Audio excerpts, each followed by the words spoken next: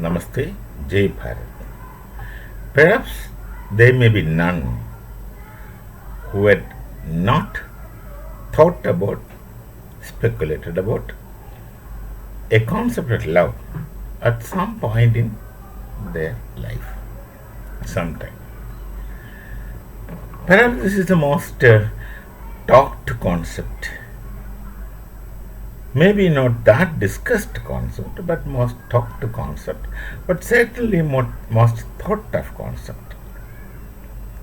Much were written upon this concept of love. Now, what is love per se? I'm sure that it's something like a concept of a God to normal people, to people per se, that each one may have a different vision when someone speaks about God. And that, if you go and explore, may be entirely different from another person's thought. That's only an example I gave. Similarly, by love, what one means may be different, sometimes drastically, from what someone else means. But people have really thought about it. In Greek language, there are two words that connotes love, or that stands for love. One is the word Eros, and two is the word Agape. Eros, Agape, Agape. These two, both words stand for love, but they both stand for different kinds of love. Eros is a love, but that is a desiring love, wanting love. Technically, philosophically, if you put, we may even say conditional love.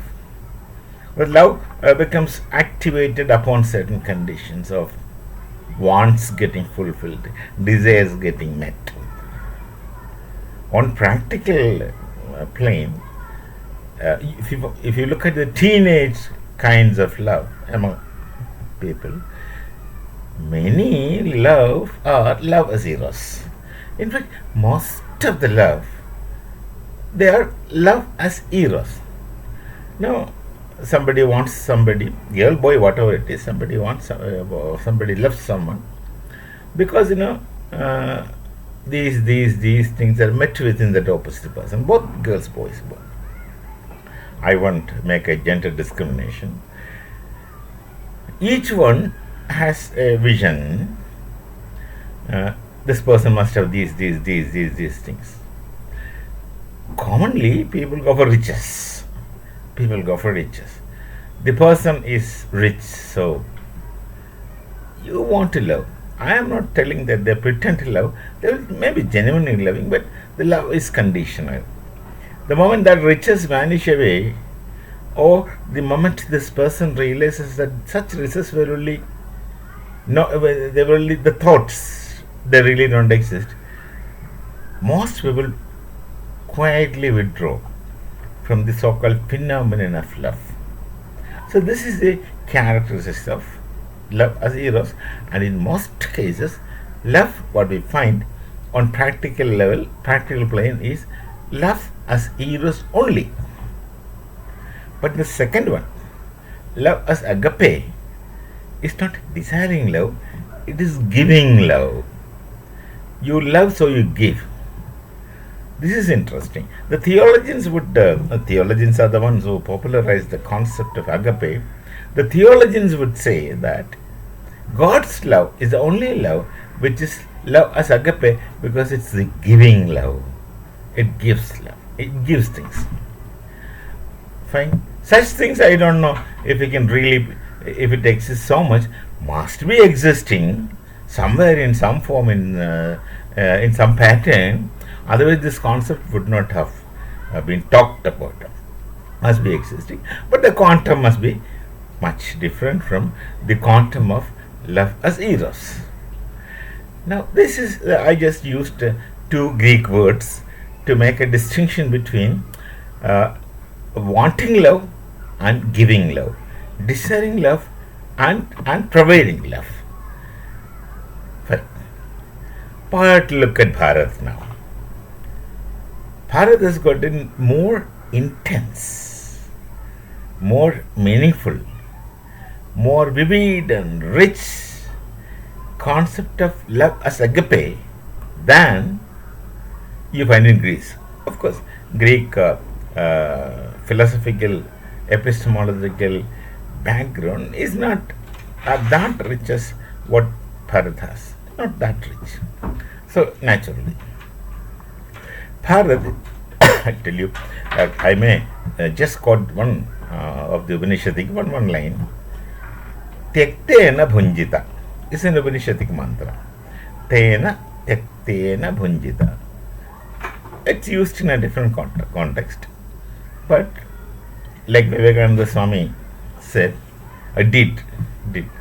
He took out an Upanishadic expression out of the context to suit a different context. You know that, most of you know that. Uttisthada, Jagrada, Prapyavaranya Bodhita. That is the thing which we all know. But that is a larger part of a different mantra. Uttisthada, Jagrada, Prapyavaranya Bodhita. Then the context is there, different context. Churasya Dhara Nishida Duratya Durgam Pathasta Kavya Vadande is how it gets completed, but that is not the point of discussion here. No, I am just quoting Tyaktena Bhunjita.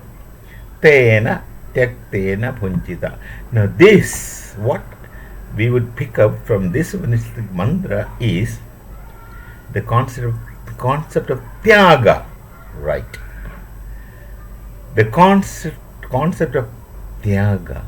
Now let us not translate the concept of Tyaga into another language, for instance, into English as sacrifice. No.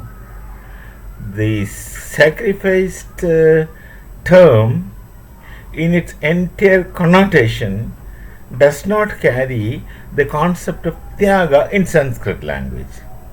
This I stand for. So, Tyaktena Bhunjita. Now let's apply the Tyaktena Bhunjita concept to love. That must be. That love is nothing but Tyaga.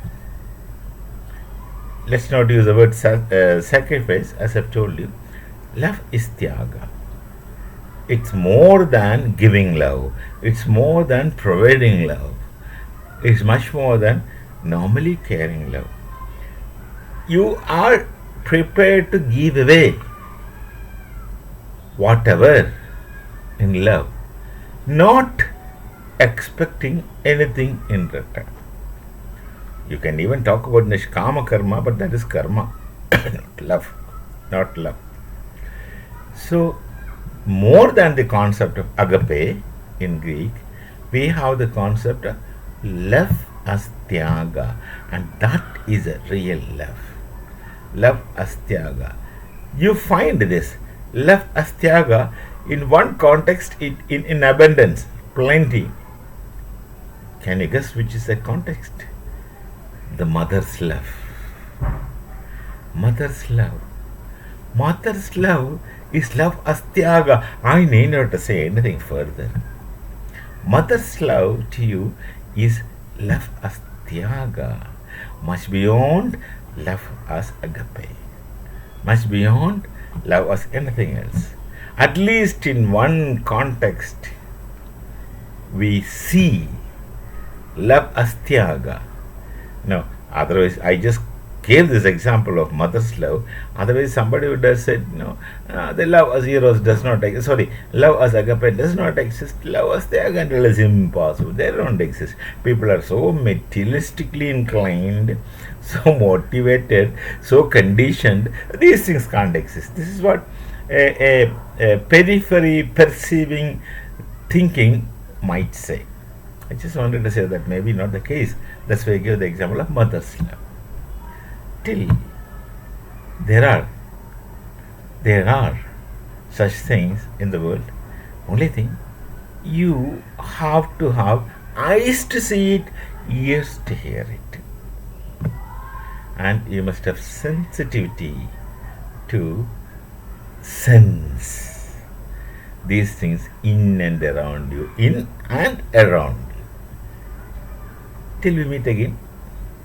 We'll meet again with some other thoughts. Till then, Namaste. Jai Bharat, Jai Shri Ram.